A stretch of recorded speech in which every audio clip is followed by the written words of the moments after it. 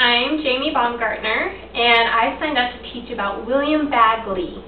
He is what I would call the father of Essentialism.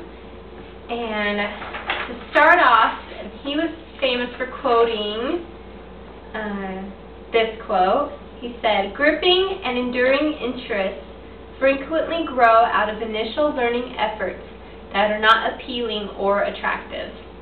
Now, this is kind of a wordy quote, but basically what he's saying is anything you're interested in learning, there's always the small, simple content you have to learn first, and then you build on that before you get to the stuff that's really interesting.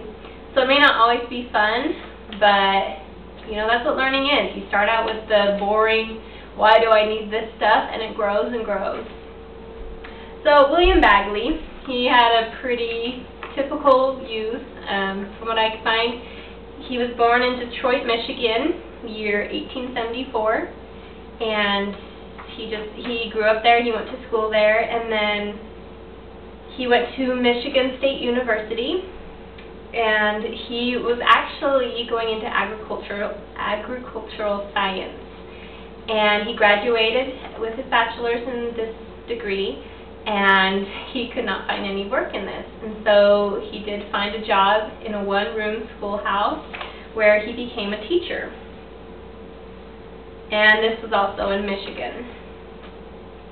He continued to work as a teacher, and he found he loved it, and he wanted to continue gaining knowledge about teaching. So he went back to school, and this time he returned to the University of Chicago. And he became really interested in education theories, and so he continued even more education, and he went to the University of Wisconsin, and he received his master's degree there in education. He then went to Cornell University, where he received his doctorate degree, and he completed that degree in the year 1900, the turn of the century. And after that, he became a principal in St. Louis, and he worked his way up. He continued to work for various schools as a teacher, as a university teacher, as an administrator, and he ended up, for the majority of his professional career, at Columbia University. So that's where the majority of his career was. Throughout all these changes he had, he went from school to school to school.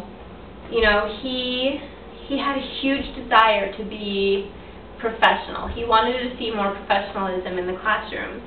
Because of this, he wrote a book, and it was the start of many, many great books about classroom management. And this book was used in many different schools and for many different years, for a long time. He believed that there should be a chain of command in the school system. Students go to their teachers, teachers to the principals, principals to the school district administrators.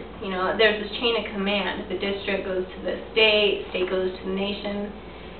And so his view is democratic. And this view is what was called an essentialist view. And this view teaches children basic concept needs. His quote in the beginning that I quoted, it's the basic needs the child needs to learn and then build upon to gain knowledge. So throughout a child's professional career, starting in elementary school, they're learning the basics. They're learning the alphabet, they're learning their numbers, and then in middle school they learn more numbers and alphabet, but it's more complex. And then in high school, and then in college, where they can choose a degree and they can study that one thing they want to study, but they can't get to that point without a basic concept knowledge. An essentialist view also teaches that moral education needs to be enforced. So in the classroom, we need to teach a child patriotism, citizenship. They need to be taught moral concepts and character development. Bagley, he wrote many different books. His final book, though, Education and Emergent Man, A Theory of Education with Particular Application to Public Education. It's kind of a lengthy title. It received very little attention, and because of that, he was kind of prompted to establish essentialism even more. And so what he did, he published the Essentialist platform, and it was just basically the platform for this new theory he was creating.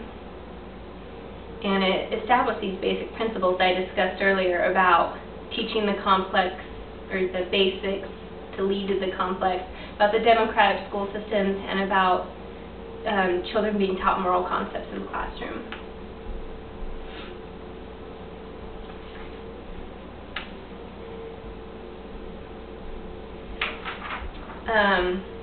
Essentialism is really, it's still seen in today's classrooms. You know, it's important a child have a respect for his or her teacher, and you know, that respect comes from teaching them moral concepts, or from the democratic chain that I mentioned earlier.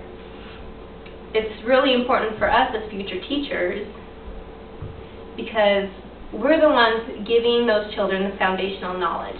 If we skip a step, let's say we're teaching a first grader numbers, and we skip a step and just start with number 100.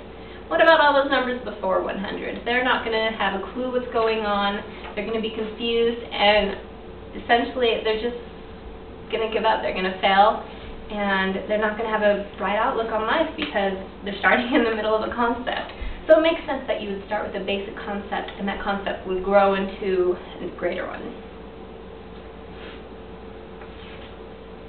So, to sum everything up, William Bagley, father of Essentialism, he had the idea that classrooms need to be democratic, and that was him.